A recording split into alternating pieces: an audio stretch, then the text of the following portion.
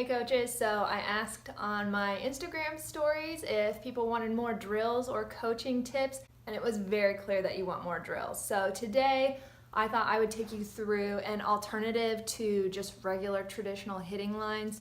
I know I struggle sometimes to come up with a way to incorporate hitting into practice without just defaulting to hitting lines.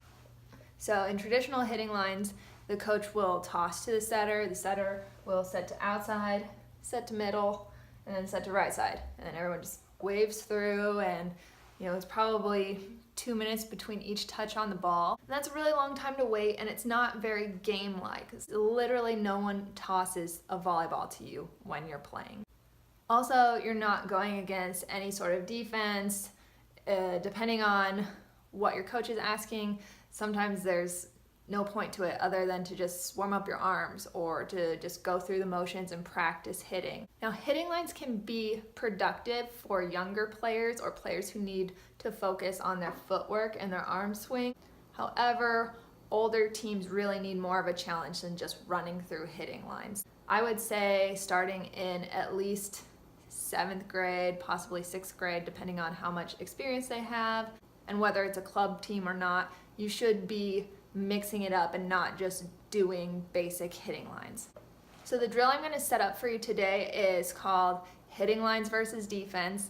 So we just talked about how we don't want to do hitting lines in the traditional sense, but there is some benefit to running hitting lines against a defense so that you are actually working on achieving other goals. So to set it up, we'll just have, and this is good for about a team of 10, even more or less. There's a lot of variability there. So we'll just have our setter, this is a 10-foot line in net, have our setter come up to setting position, have our hitters go outside, middle, and right side. So just have them 3 hitters over here, have them set up that way. Then for defense, we're just gonna set up our team in base.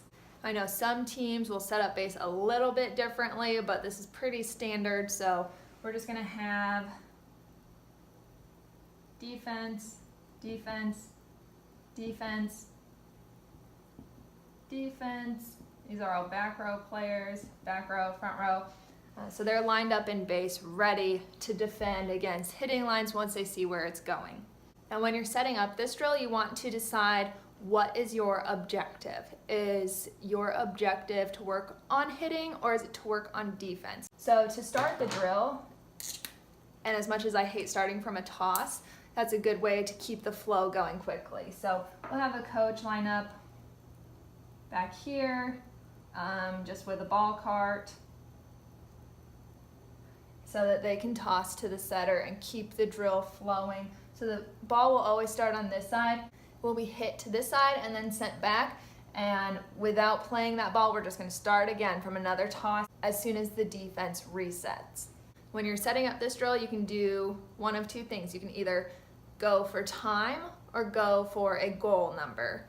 You can also keep stats as you're going. So if you want me to go more in depth on how you can keep stats in this drill and use it to make lineup decisions, let me know in the comments and I can do another video on that.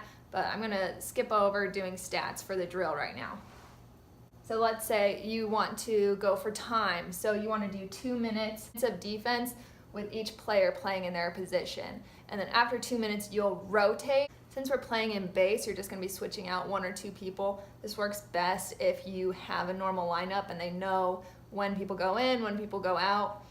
Otherwise, if you wanna make it simple, you can just switch front row and back row, and then usually these 3 people will come in and switch with someone else.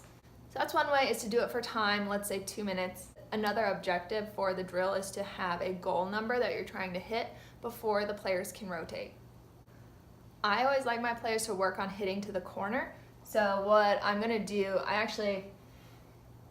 they're like these little rubber circles, and I like to use them to show, they lay completely flat, and I'll link to some below.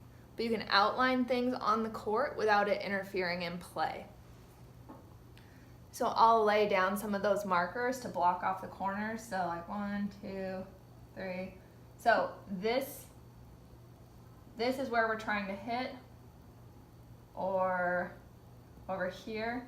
So this works well for, so let's say our pin players or our outside and our right side, they're trying to hit line. This is probably a little deeper than we would ideally want them to hit if they're hitting cross court, but you can make it work. Also, middle always wants to hit to a corner. They never want to hit straight because that's usually right into a block. I would say that this corner is typically better because then you're going at the setter typically. And a lot of times for the older players, this defender or the outside will come over and try to help block with middle. So going for that left corner is going to be really beneficial, but you still want to be able to mix it up. So let's say our goal is for the hitting side to hit 3 kills into one of those boxes. So your players will not rotate until the hitters beat the defense. And you can give some sort of incentive to the defense so that they don't just let it go into the corner just to get through the drill. Most players won't do that, they have too much pride, but you never know. Also, if you need another, okay, so let's take these out of here. Okay, so there's nothing on the court now, but let's say we are only going to be tipping. Maybe we need to work on our defense against tips. So these players are only allowed to tip, and we have to get 3 hits back over the net and in. For higher level teams, you can add in more rules, like 1 hit has to come from outside, 1 from middle, 1 from right side, or when they hit it, it has to go into, again, lay out the flat circles, the rubber circles, and they have to hit it into the corner in order for it to count. That will probably be harder for younger teams unless they're very advanced. You can try it. I always suggest just setting it up as a visual reminder that that's where they want to hit, but it doesn't have to be a rule that makes them rotate. It's just a nice bonus. Maybe you can give them 2 points if they hit it into one of the corners. All right, guys, so that is a new drill for you to use at practice. You have a lot of options for your drill objectives, and you can always say hitting lines versus defense and then change it up. I like to run the same kind of drills and do different variations on them. That helps the players know that it's something familiar and they get it set up quickly, and then you just change the goal. So that's something really helpful for me as a coach. Also, if you've been coaching for a while, I would really recommend getting a whiteboard. I know a lot of gyms these days that I see that are specifically volleyball gyms will have them on the courts and actually on the wall. I actually take mine to practice, and it helps me describe drills or keep stats during practice, especially if I want it to be visual and show the players their performance against their teammates. I think that's really useful. And also, it just looks a little more professional if you're coming in with a whiteboard. It shows that you actually thought through how you're going to use it, and I'm all for giving off the perception that you are a professional coach. You want people to respect you, so I would recommend it for that reason as well. Thanks for watching. Go ahead and like this video if you enjoy the description of the drill and the different variations, and subscribe if you haven't already. If you have other friends who are coaching as well, please share this with them.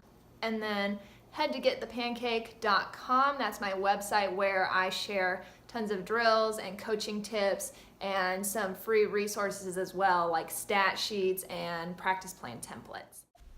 Thank you so much for watching. I have another video picked out that I think you'll like. Go ahead and check that out next.